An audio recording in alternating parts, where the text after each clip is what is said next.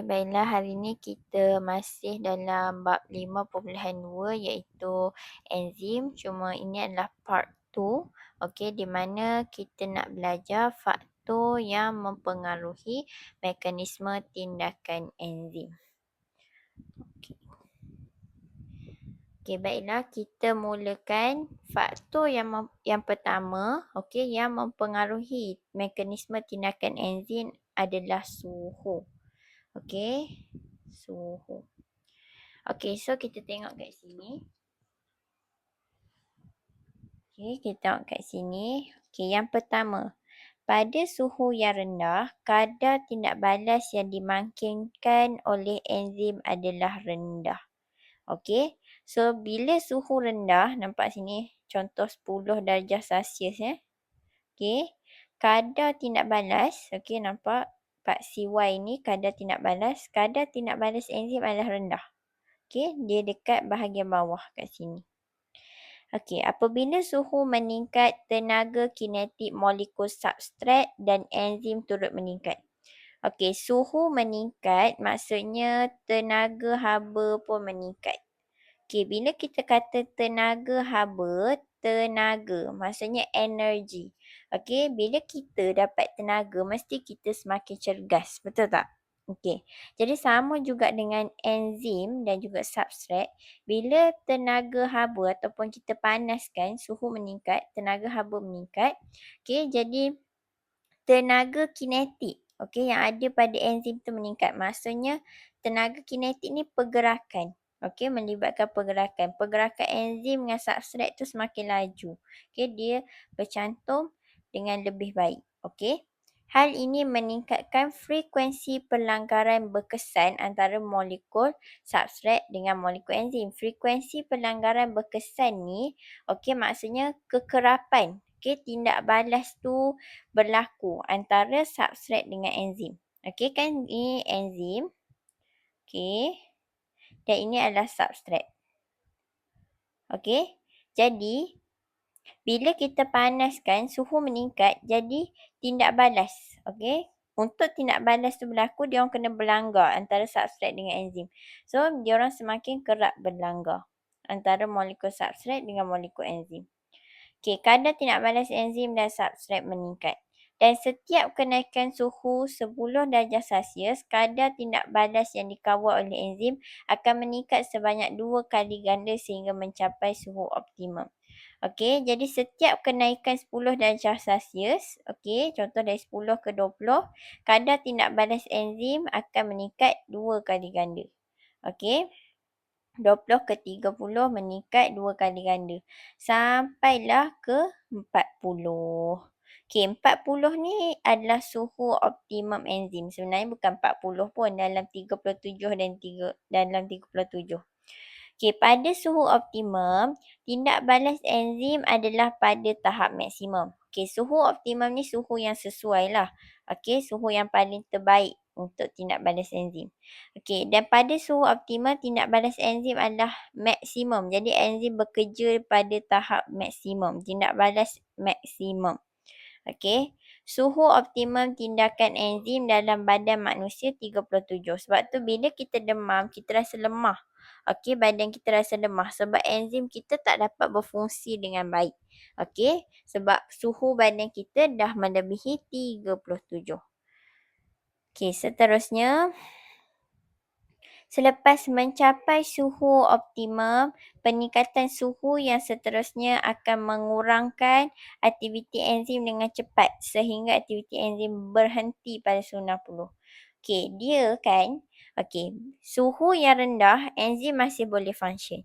Tapi suhu yang tinggi, enzim dah semakin lemah dan ke arah dia dah tak boleh nak function. Sebab lepas dia melepasi suhu optimum, dia akan turun dengan mendadak. Tindak balas enzim tu akan berkurang dengan sangat cepat. Dan pada suhu 60, tindak balas enzim akan berhenti sepenuhnya. Jadi pada suhu ini enzim ternyah asli. Ternyah asli. Ini adalah rupa enzim yang sebenar. Yang kita belajar yang macam ni itu hanya gambaran sahaja untuk memudahkan pembelajaran kita. Tapi molekul enzim yang sebenar dia macam ni. Okey, dia bertali-tali macam tu. Okey, jadi pada suhu 60 tadi, enzim kita kata dengan satu perkataan ternyah asli. Ternyah asli tu dia terlerai macam ni. Okey, kerana ikatan kimia dalam molekul enzim terputus pada suhu tinggi.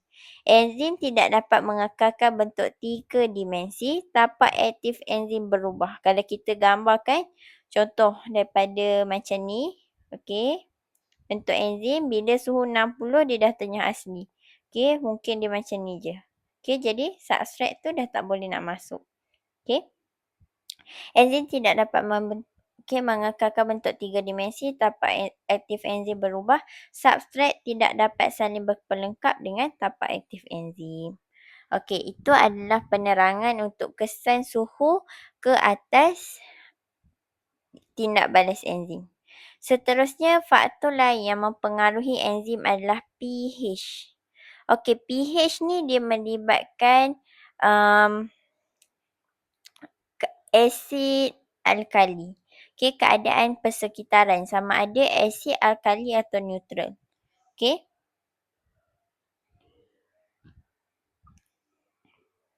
Aktiviti enzim dipengaruhi oleh pH larutan persekitaran.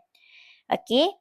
Pada lazimnya, semua enzim bertindak dengan paling berkesan pada pH optimum. Okey, untuk pengetahuan semua, kalau suhu optimum enzim 37, tapi pH optimum enzim dia berbeza-beza ikut jenis enzim tu. Okey, dia tak ada pH optimum enzim adalah neutral, tak. Ada pH optimum enzim yang berasid, ada pH optimum setengah enzim berakali. Dia bergantung kepada jenis enzim tu, dia nak pH macam mana. Kebanyakan enzim berfungsi paling cekap dalam julat pH 6 hingga 8. Okey, misalnya enzim amylase IDO pada pH 68. Jadi kebanyakan enzim dia berfungsi paling cekap dalam pH neutral. Okey, 6 hingga 8 ni kita ibaratkan neutral lah sebab pH yang neutral adalah 7. Okey. Namun terdapat beberapa pengecualian, misalnya enzim pepsin di dalam perut. Okey, dalam perut kita nanti kita akan belajar lebih detail dalam bab pencernaan yang akan datang. Okey, enzim pepsin ni bertindak pada pH optimum dalam julat 1.5 hingga 2.5. Okey. Kalau enzim amylase IDO pH 6.8. Okey. Kalau enzim pepsin 1.5 hingga 2.5. Okey. Untuk pH, kalau yang pelajar tingkatan 4 yang belum belajar lah mengenai pH ni dalam kimia. Okey. Ni penerangan dia. pH ni dia semakin rendah semakin berasid. Ataupun kalau lebih tepat lagi, pH ni bawah daripada 7. Okey. Bawah daripada 7 dia consider berasid. Okey, nilai pH kalau nombor tu bawah dari 7 asid, dia berasid. Kalau 7 dia neutral. Kalau lebih dari 7 dia alkali. Okey, boleh. Okey. Namun terdapat beberapa pengecualian. Misalnya enzim pepsin dalam perut bertindak pada pH optimal 1.5 hingga 2.5. Ini adalah pH asid sebab di bawah dari 7 dan kalau lebih detail lagi asid kuat. Okey, sebab memang asid hidroklorik lah. Nanti kita akan belajar. Enzim tripsin dalam duodenum pula hanya dapat bertindak dengan baik dalam medium berakali, iaitu pada pH sekitar 8.5. Enzim tripsin pula berbeza. Enzim tripsin dia punya pH optimum adalah 8.5 iaitu berakali. Okey. So ini nampak, ini pH optimum pepsin, pH optimum amylase IDO dan pH optimum tripsin. Ni asid, neutral dan sini alkali. Okey, kita tengok apa kesan pH. Perubahan nilai pH mengubah cas ion H+, tapak aktif enzim dan permukaan substrat. Okey. So, dekat sini saya ada sediakan gambar tambahan yang tak ada dalam buku teks. Okey. So, ini keadaan apabila pH enzim dalam pH optimum. Okey, ikutlah pH optimum dia macam mana. Okey, kita anggap yang ni adalah enzim amylase lah, pH optimum, contoh pH optimum amylase 7. Ni di dalam keadaan pH optimum dia. Okey, yang mana kita tengok dekat sini, okey, ini ada charge negatif. Sorry. Okay.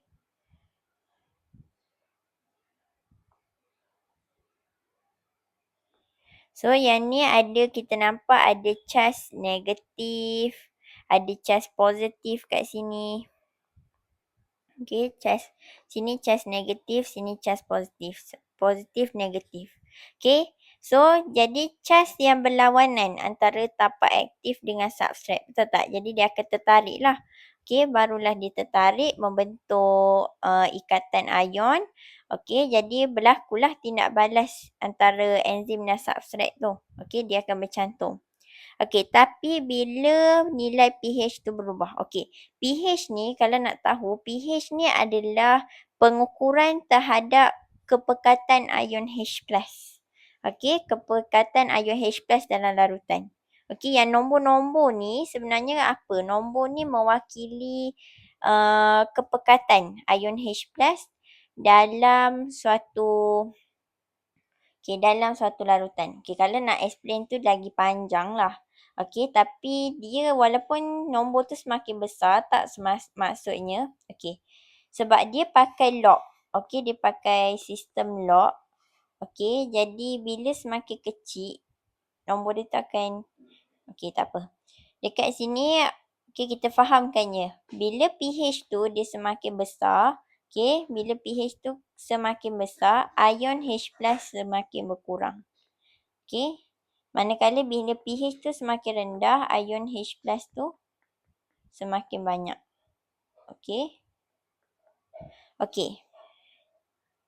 Jadi bila nilai pH tu berubah, maka dia akan mengubah charge ion H+ tapak aktif enzim dan permukaan substrat. Contoh dekat persekitaran berasid, bila berasid ion H+ dia banyak. Dan dia akan efek. Yang mana substrat ni, dia akan bergabung dengan H+ dari persekitaran dia dan dia akan hilang charge negatif dia tadi. Kalau dalam keadaan normal, dia ada charge negatif kat sini. Kan? Tapi bila keadaan berasid, terlampau banyak H+, jadi dia bergabung dengan H+ dari persekitaran tu dan dia hilang charge negatif. Bila tak ada charge negatif, maka charge positif dekat tapak aktif ni tak boleh nak bergabung. Maka substrat dengan tapak aktif takkan bercantum.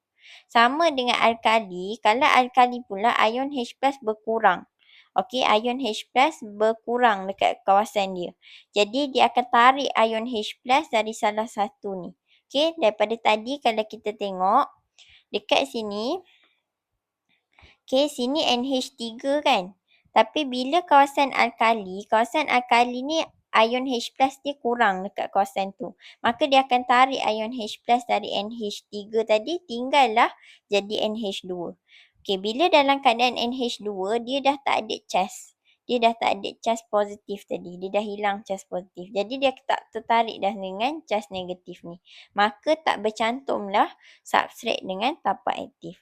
Jadi ini menyebabkan kompleks enzim substrat tidak dapat dibentuk. Apabila pH persekitaran kembali ke tahap optimum, charge pada tapak aktif dipulihkan, enzim kembali berfungsi seperti normal.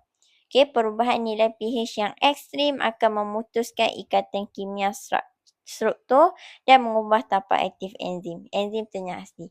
Kalau perubahan nilai pH sikit, dia hanya setakat tak dapat bergabung je antara substrat dengan tapak aktif. Tapi kalau perubahan nilai pH yang mendadak, contohnya dia menjadi terlalu berasid.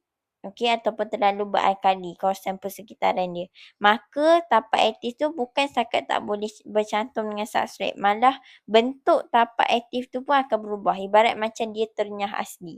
Bukan ibarat, memang dia ternyah asli. Sama macam keadaan bila enzim dalam suhu yang sangat tinggi. Seterusnya kesan kepekatan substrat. Kita tengok kat sini. Sekiranya kepekatan enzim ditetapkan manakala kepekatan substrat ditambah kadar tindak balas yang dikawal oleh enzim akan meningkat dan seterusnya produk yang terbentuk juga bertambah. Okey ah. Maksudnya di sini, contoh kita ada enzim kita ada 6 enzim. Okey? Contoh kita ada 6 enzim.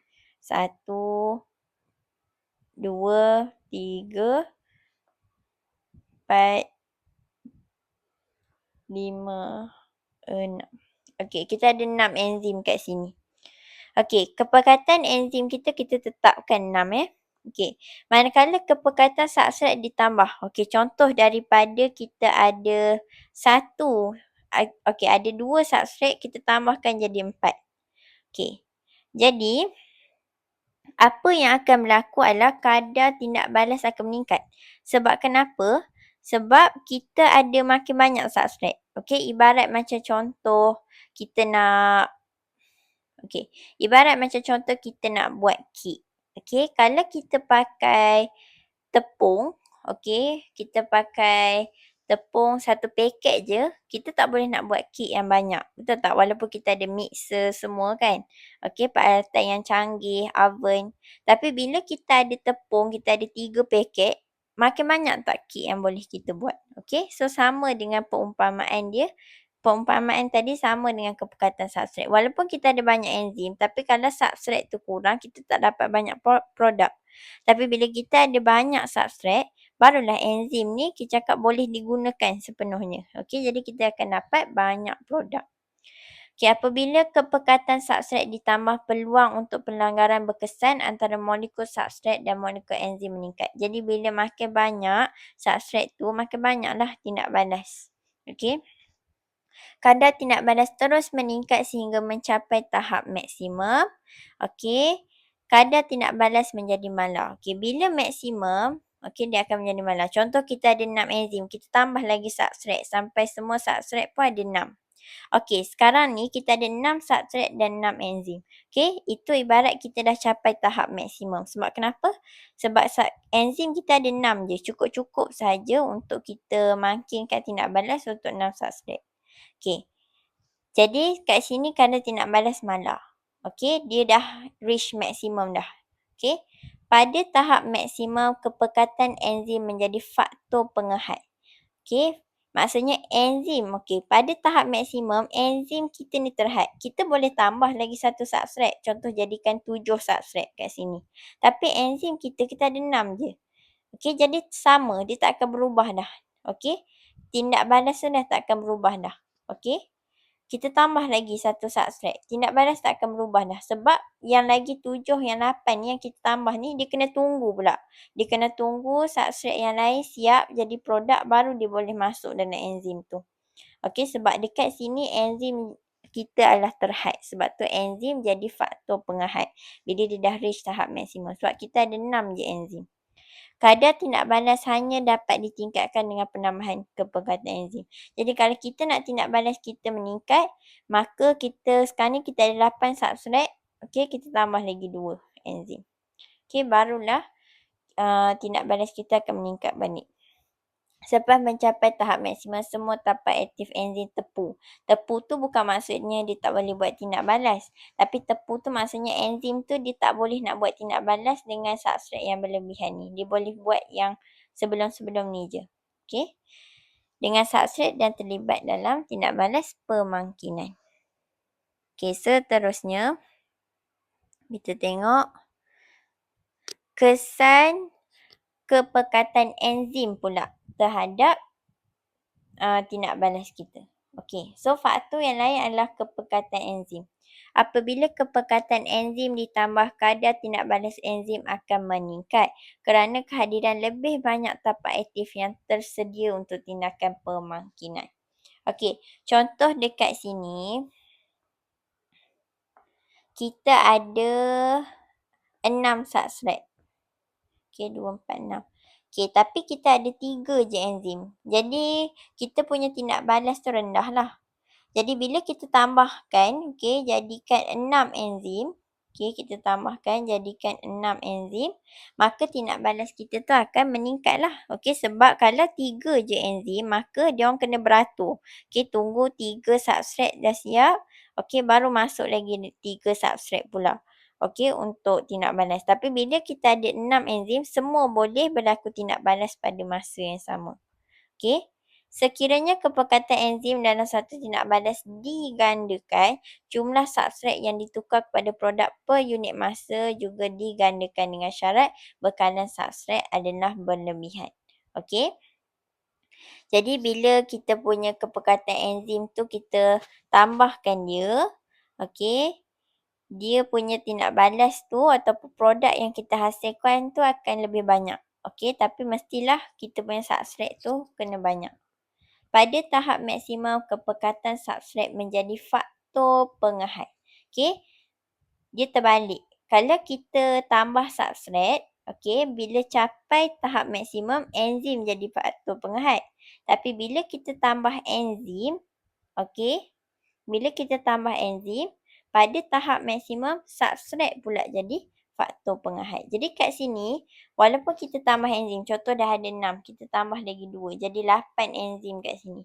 Tapi kalau substrat kita ada 6 je, okay, yang lagi 2 enzim ni tak function lah. Okay. Jadi sekarang ni kalau kita nak bagi tindak balas tu naik lagi, maka kita kena tambah lagi 2 substrat. Jadi 8. Okay. So, kadar tindak balas hanya dapat ditingkatkan dengan penambahan substrat. Okey, baiklah, itu sahaja perkongsian daripada saya untuk bab enzim 5.2. Okey, sekian, terima kasih.